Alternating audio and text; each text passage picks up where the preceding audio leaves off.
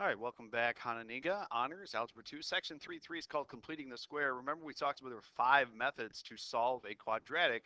This is going to be one of those methods called completing the square. This method is also used a lot when putting things in a particular form, used a lot with what's called the conics. And so this is a topic that actually we'll come back to at a later date. But for right now, we're just going to talk about solving quadratics using completing the square. Now, we talked about previously that you can solve something as long as it's in this form. For instance, x squared equals 9. I can take the square root of both sides and get a plus minus 3. I actually can also solve it if it was x plus 1 squared equals 16. Again, taking the square root of both sides. And because this was a binomial, now I would split this into 2 questions, x plus 1 equaling positive 4 and x plus 1 equaling negative 4. So again, just showing you some things that we have previously talked about. Well, we're going to use this one right here when solving a quadratic using completing the square. All right, I want to factor this. So if I told you, if everybody would believe me here, that this factors to be x minus 8 and x minus 8, which is x minus 8 squared, I now can solve this using the square root property. So I take the square root and get a plus minus, and because it ends up being a binomial, I can solve for the positive and solve for the negative. So I get 18 as one answer and negative 2 is the other. So that is solving by square roots. Now I want to look carefully at this equation in the next one, in this portion. How did I know that this was going to end up being a perfect square? If the n number, the c, the constant, is half of the b term squared, then it's a perfect square. So x squared minus 16x plus 64, that is half of 16 squared. Notice when it factors, and I'm going to write this out here a little bit. So this is 8 squared, or half of the b term squared, which then will make the perfect square of x minus 8 quantity squared. Because 2 factors of 64, that would get you 16, is 8 times 8. So a negative 8 times a negative 8 would give me negative 16.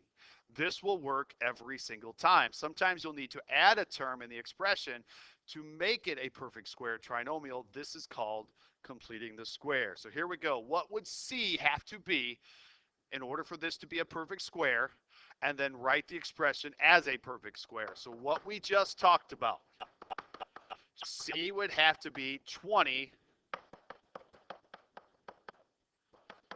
squared, or c would have to be 400.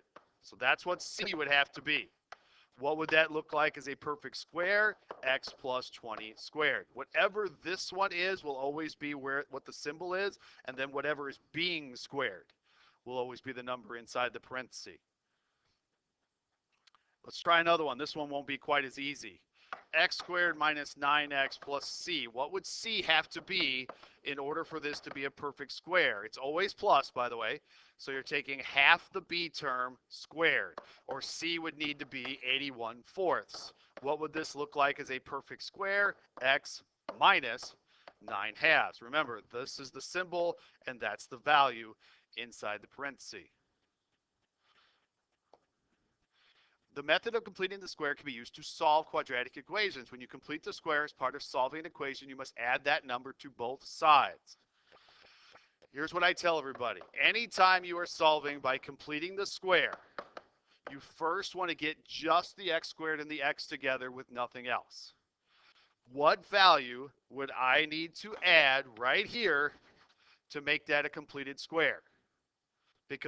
So I would take half of 18, square it. Whatever you add to one side, you must add to the other because this is an equation. So you got to keep the equation balanced. This side now completes my square. This side, 81 minus 5 would be 76. Take the square root of both sides. Anytime you take square root of both sides, you get a plus minus answer. 76 does not have, or 76 has a pair in it. pair of 2's. So I have x minus 9 equals plus and minus 2 square root of 19. Split this into two questions. X minus 9 equals positive 2 square roots of 19. X minus 9 equals negative 2 square roots of 19. Solve both. Now, leave your answer as a complex number. So I have a positive 9 plus a 2 square roots of 19. I have a positive 9 minus a 2 square roots of 19.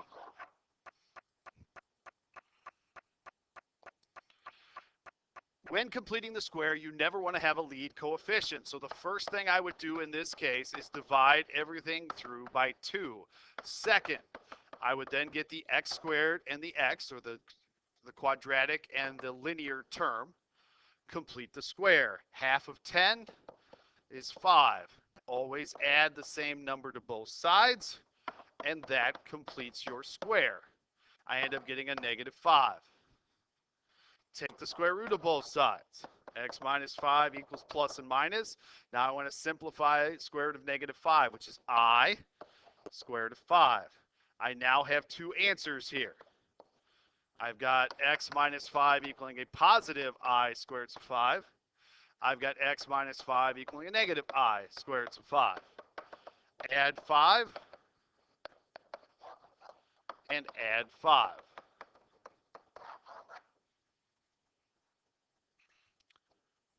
Homework assignment is out of the book. If you have any questions, make sure you talk to your teacher, but completing the square in order to solve. Good luck.